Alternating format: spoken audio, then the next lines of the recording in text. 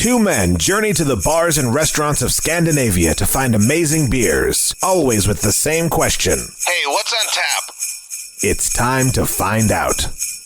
One more day, another destiny on this never-ending road to Christmas. Yes.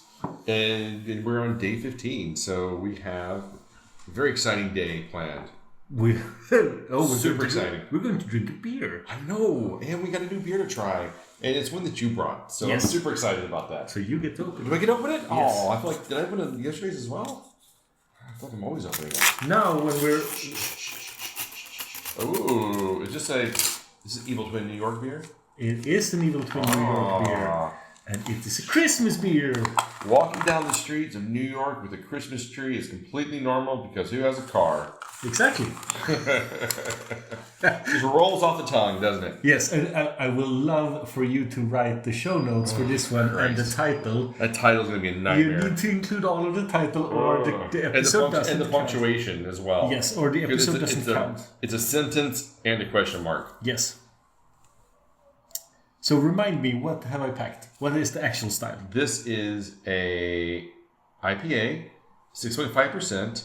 It is a double dry hop Citra Galaxy IPA from Evil Twin, New York. And that's all I got. I just saw the Christmas the theme on the name. I mean, of course, I would do the same thing. Yeah. I'd be like, I don't know, I don't care what this is. Exactly. I love it. And you would be surprised how often we have beers on the show that are based on, I really like that can, or I really like that name, or that's a really funny pun.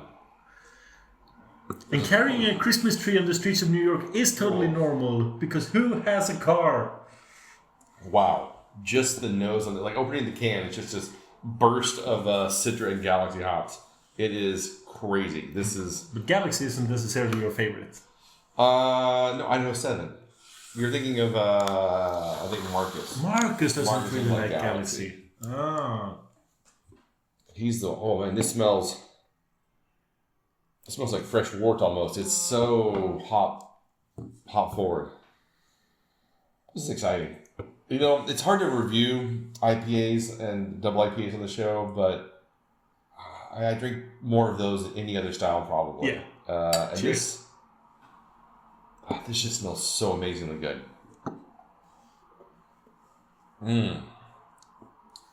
Yeah, the initial flavor kind of works. I'm surprised. I'm surprised that it's only 6.5% ABV. Why is that? It's one of those beers where I probably would have expected 8.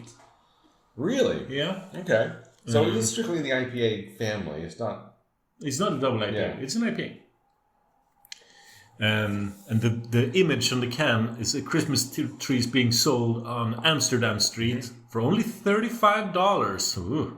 Wait, that's cheap, right? I would think so. I don't know. I haven't bought a Christmas tree in a long time. Me neither. What's a Swedish Christmas tree cost? 1 million. Like $50? Probably. Ish. Balsam pine, that's what they're selling. Where would you get a pine tree in New York City?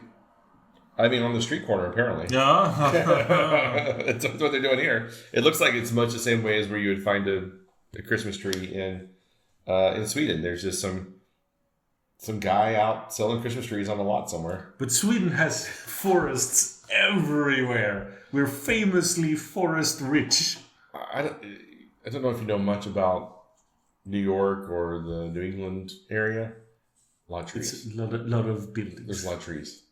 I mean... I just it's assumed not- that it's you not had like- paved it all. Yeah, it's not like they grow the trees inside Malmo. Like they just go over to Folkets What? Park and then just start cutting trees down. Cutting You those know, trees. they grow them outside of the city, so it's kind of the same situation here. So Albany. Yeah, actually, probably I wouldn't be surprised if they were up in the Albany area because that is northern New York State, and it feels like that would be the area for Christmas tree growing. But I have absolutely no idea where they grow Christmas trees. Going back to the beer, I sometimes I feel like I really get what Marcus Frostybeard is saying about Galaxy. There's a slightly soapy. Okay. So we've just been informed that a regular Swedish tree is basically like $25-$30. Yeah. But you can get a royal tree, like wow, what a tree, for for like $45-50. Okay. That's like So it depends on that's what you're saying. powerful. It depends on how much you love your family. Yeah. If you like really love them, you would spend the $45. You spend that extra $10 to buy him a nicer tree. Yeah, so in Swedish kroner is 300 or 500. Yeah. It's almost double.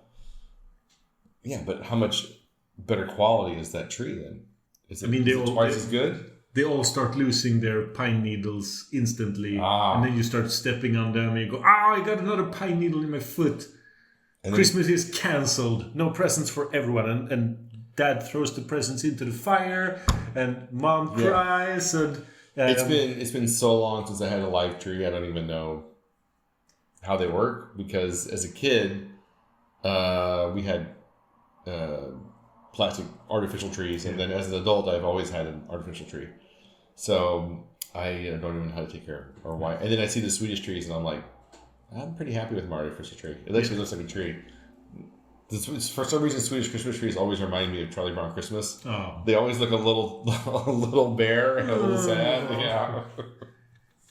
But going back to the beer, I feel like the Citra is representing the best flavors of this beer, and the Galaxy is representing the worst parts. There's a slight soapiness fighting a really fruity, citrus-forward Citra power. Yeah.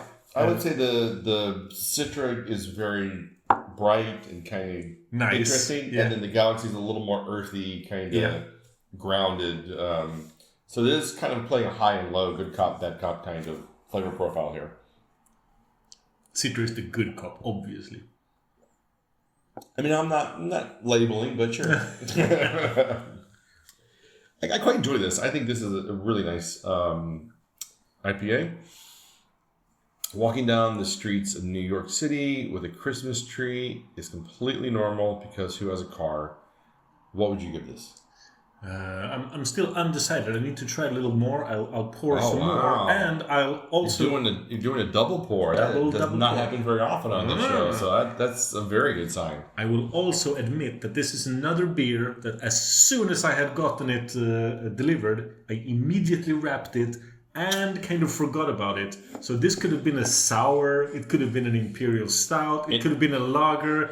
It just happens to be an IPA. And to be fair, with Evil Twin New York, it literally could have been any of those things, and you would not know the difference because their labels and their beer titles are very rarely descriptive of the actual beer in the can. So you almost never know what it is until you actually look at the side of the can, or you look at the section you find the can in the beer shop or whatever.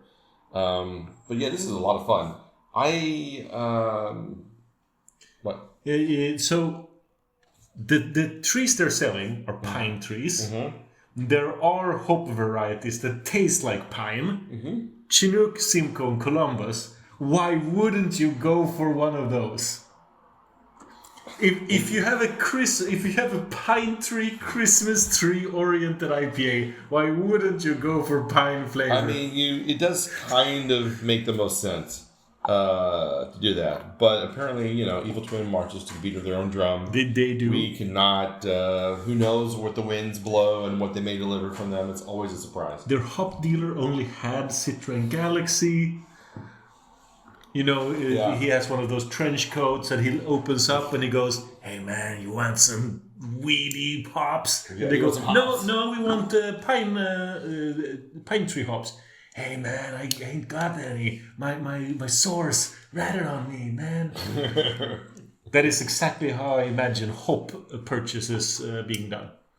100%. I think that's the only way they can do hop purchases these days. Exactly. Is just the seedy guy in the corner selling random hops out the back of his station wagon. Yeah, either from the back of the station wagon or from inside of a trench coat. Depends on how much you want. That's exactly. He's only got small samples on him. If you want to get some more, you got to follow him back to his car. Exactly. And the first sample of Citra is free. It's always free.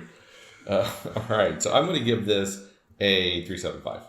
And I'm right there with you. It's not a 4. I could in the realm of more fine grained. It could be slightly higher than a 3.75. Yeah, but it won't get a 4. Yeah, it's a 3.8. It's something like that. It's a happy place. But I'm glad I brought it. Me too. If nothing else, for the Christmas-themed name. Nothing else, because I'm going to have to write down all of these words. Yes. In the show notes and in the show label. And so for the next 20 minutes, writing up this stupid beer. Next calendar is just going to be beers with really long names. Yeah, it's like each beer has you have to put them in order, So each beer starts with a slightly longer name, and by the end of it, it's just a paragraph. Oh, there are these Omnipolo beers with like 1 million words. But can I find this before you end the episode? Yeah. 2 öl. Sjötem Special Fire Limited. Don't you be messing with the Mikkeller bartender crew or they will fuck you up. Doubled vintage extra barrel aged edition Cassis ×2. What the hell? What is that? Where did that come out? They made it for the 1-year anniversary of Mikkeller Bar in 2011. Oh. And I gave it a 3.25. I was there. Well, that's pretty amazing. You and 10 other people, apparently. Exactly. Only available at the 1-year anniversary celebration of the first Mikkeller bar. This cassis was made on the small Danish island of Faya and was made with 1 kilograms of blackcurrant, used for every 2 liters of lambic. Wow. Yeah. But I'm only going to bring beers of that name caliber. I respect that decision. I'm looking forward to next year's calendar. It'll be the death of the show. It will be. It's like day 16 is just like, it's a beer. Day 17 is like... Beer 16, beer 17, beer 18. See previous day, beer 18. See day 16. Oh, man. All right. See you tomorrow.